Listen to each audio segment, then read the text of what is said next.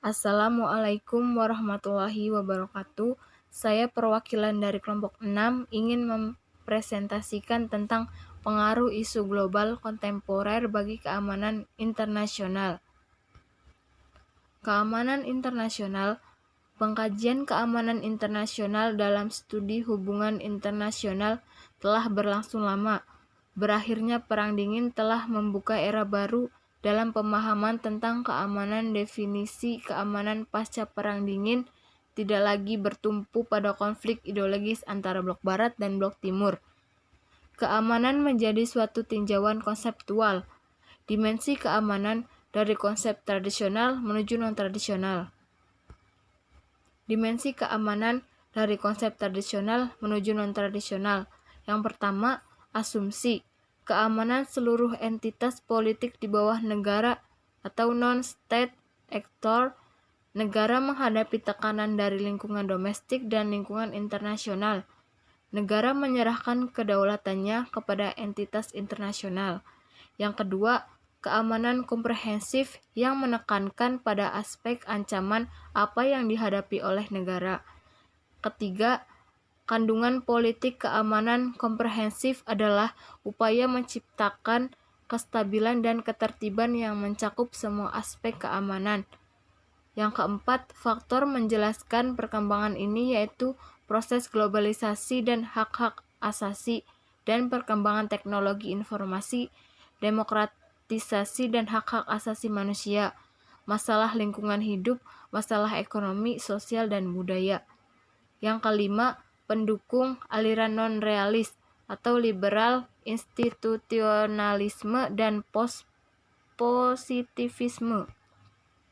Yang keenam, pendekatan non-tradisional dengan fokus misalnya pada keamanan ekonomi dan perdagangan, lingkungan, energi, budaya, dan masalah sosial lainnya. Yang ketujuh, negara menghadapi tekanan dari lingkungan domestik dan lingkungan tradisional. Lingkungan domestik yaitu tekanan individu, LSM, dan kelompok masyarakat akibat proses demokratisasi dan menyebarkan nilai-nilai hak asasi manusia. Lingkungan internasional yaitu tekanan berasal dari transaksi-transaksi dan isu-isu yang melewati batas-batas nasional negara. Misalnya, transaksi ekonomi, penyebaran informasi, migrasi, masalah lingkungan hidup, kejahatan internasional, dan sebagainya. Yang kedelapan, securitization yang mengangkat semua masalah politik, ekonomi, dan sosial sebagai masalah keamanan nasional. Misalnya, environmental security, economic security, energy security, comprehensive security, comparative security.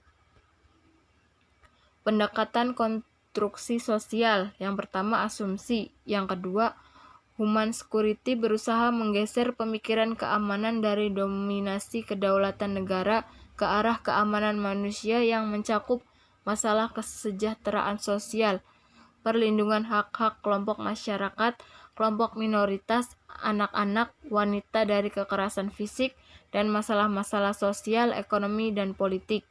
Yang ketiga, human security menghapuskan dikotomi antara pemikiran atau paradigma tradisional dan non-tradisional, antara realis dan non-realis, dan antara hard I hard security dan soft I love security.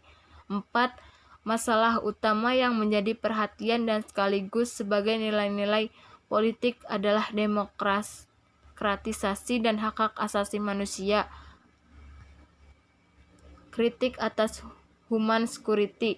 Negara-negara berkembang melihat gagasan ini sebagai kampanye nilai-nilai HAM dan demokrasi liberal berat.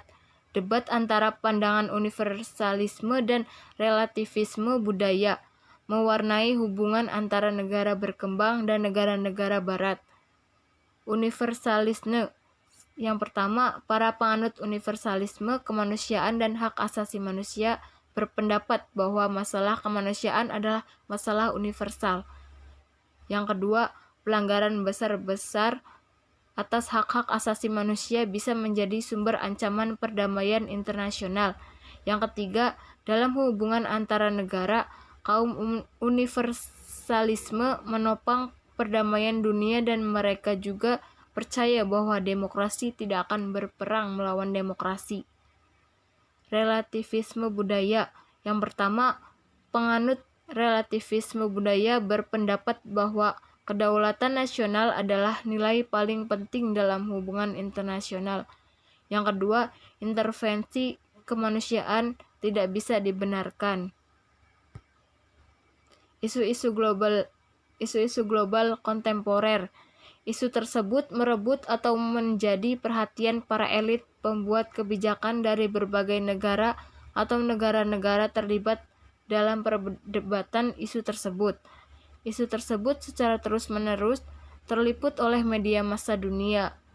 Isu tersebut secara terus-menerus menjadi objek studi, penelitian, dan perdebatan para ilmuwan profesional dan para pakar dalam masyarakat internasional. Adanya isu global yang ditandai dengan meningkatnya hubungan saling tergantungan antar negara. Hal itu karena adanya kesadaran bahwa kegagalan dalam mengatasi isu global tersebut dapat mempengaruhi kehidupan masyarakat internasional secara keseluruhan. Faktor lingkungan hidup. Hubungan internasional kontemporer tidak hanya memperhatikan hubungan politik antara negara saja, tetapi juga sejumlah subjek lainnya seperti interdependensi ekonomi, hak asasi manusia, perubahan transnasional, organisasi internasional, rezim internasional, lingkungan hidup, dan sebagainya. Faktor demografi dan migrasi internasional. Salah satu fenomena krusial di tengah era globalisasi ekonomi, politik, sosial, budaya saat ini yaitu konflik-konflik kekerasan domestik. Beberapa konsekuensinya seperti perang sipil, arus pengungsi, dan permintaan terhadap intervensi militer dan kemanusiaan semakin menjadi ancaman serius. Hak asasi manusia dan hubungan internasional. Secara harfiah, hak asasi manusia dapat dimaknai sebagai hak-hak yang dimiliki seseorang karena keberadaannya sebagai manusia. Hak-hak ini bersumber dari pemikiran moral manusia dan diperlukan untuk menjaga harkat dan martabat suatu individu sebagai seorang manusia. Intervensi kemanusiaan. Intervensi yang dilakukan oleh suatu negara terhadap negara lain selalu saja mendapatkan tanggapan pro dan kontra, baik berupa pembenaran ataupun penolakan oleh negara-negara yang bersangkutan, maupun alasan-alasan ilmiah yang disampaikan oleh para pakar. Ketidakseragaman ini adalah bukti bahwa masyarakat internasional itu adalah anarkis. Terima kasih. Sekian dari saya. Wassalamualaikum warahmatullahi wabarakatuh.